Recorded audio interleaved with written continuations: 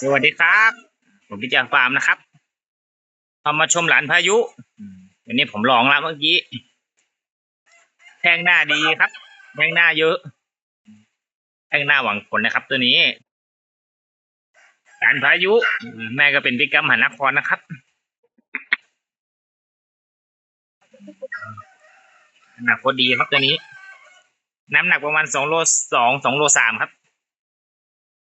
ยังไก่หนุ่มๆใหม่ๆอยู่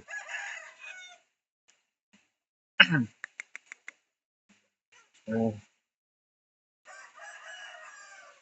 ดูความรอหน่อยที่ท่านใดสนใจติดต่อผมนะครับพี่จะฟาร์มหรือว่าแอดไลน์มาครับใครชอบแข้งหน้าเตะใส่ตัวนี้ก็มีเหลี่ยมมีมันรอดนิดหน่อยครับตัวนี้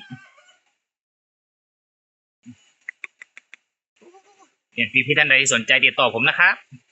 ฝากติดตามด้วยนะครับ